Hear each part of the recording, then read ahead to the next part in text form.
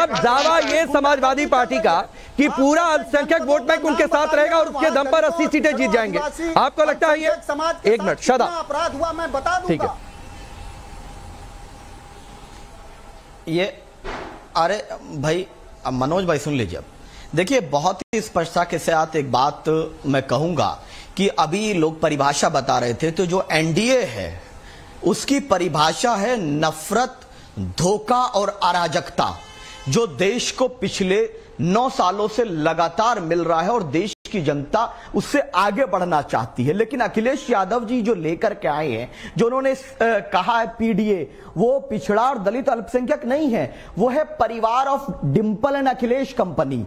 वो दो, ये सब लोग मिलकर के एक वो मानसिकता चाहते हैं वो जिसमें अल्पसंख्यकों का कोई रिप्रेजेंटेशन ना हो। अखिलेश जी बता दें कि मुसलमानों का नेतृत्व कौन करेगा? आप बताइए किस दल से आप बात कर रहे हैं जिसका नेतृत्व मुसलमानों का हो? पिछड़ों से किससे बात कर रहे हैं आप? भाई आपको मुख्य मुद्दों पे बताना पड़ेगा। अभी नगर निगम का चुनाव हुआ, जब जनता ने दोनों को कई जगह पर नकारा है, तब जाकर के ये बड़ी बड़ी बातें कर रहे हैं। लॉ एंड ऑर्डर के मामले में भारतीय जनता पार्टी पूरी तरह नाकाम हो चुकी है ना। 2 करोड़ रोजगार है और आतंकवाद बढ़ रहा है। दूसरे देश हमारे ऊपर हम निगाहें गड़ा करके बैठे हैं। हमको नेपाल जैसा देश धमकी दे देता है। ये हमारा फॉरेन पॉलिसी में नाकाम है। चाइना कब्जा करके बैठा है। शलभ भाई बहुत अच्छे आदमी है, लेकिन वो ये नहीं बता सकते कि उन्होंने कहा 33% मुसलमान आते थे नौकरी में। अरे भैया बताइए वो डेटा आपको कहां से मिला है? और जो ये बात कर रहे हो झूठ है। मुसलमानों का इस्तेमाल भाजपा और सपा दोनों ने किया है। एक मुसलमानों से डराता है, एक मुसलमानों को डराता है। मुसलमानों को भारत की राजनीति का बलि का बकरा इन लोगों ने बना लिया।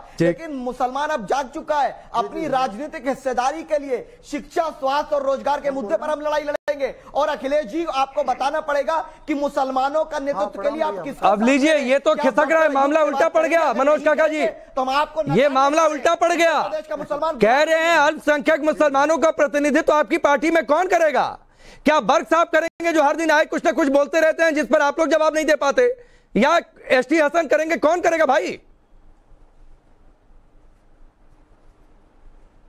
देखिए राकेश जी, आप तो मैं समझता हूं कि सारी चीजों को एक समग्रता के आधार पर देखते हैं। और उत्तर प्रदेश में नहीं, पूरे देश में, मैं कह रहा हूं पूरे देश में अल्पसंख्यक समाज के सबसे ज्यादा अगर कहीं विधायक हैं तो आपको पता है किस पार्टी में? समाजवादी पार्टी में।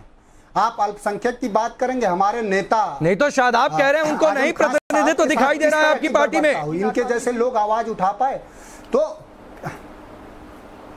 मैं कह रहा हूं कि हमारे पार्टी में ब्लॉक स्तर से लेकर राष्ट्रीय स्तर तक नेता हैं और विधायक हैं। अब ऐसे लोगों के बातों का जवाब क्या? सवाल मुद्दों पे रहिए। मैं ये जानना चाह रहा हूं, मैं ये जानना चाह रहा हूं मनोज भाई, मुसलमान बेवकूफ नहीं है। सरकार संरक्षित बात मत करो। जो मैं सवाल कर रहा हूं, तुम्हारी सरकार से सवाल करने की तो हिम्मत है नहीं।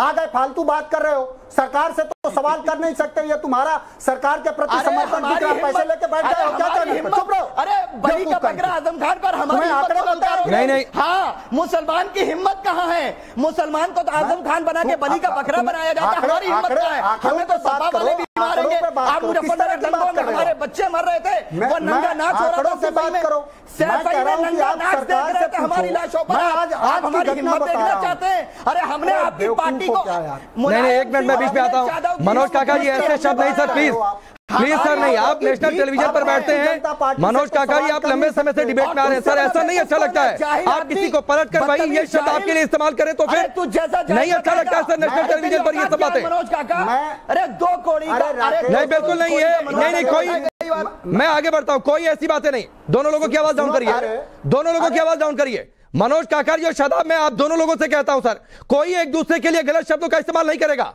देश आपको सुन रहा है। इतनी बौखलाहट अच्छी बात नहीं है। अपनी बातें रखिए, एजेंडा रखिए, प्रोपेगेंडा मत चलाइए सर यहां पर। और चलाना भी है तो कम से कम सम्मानित शब्दों के लिहाज से। सूर्या मैथिल।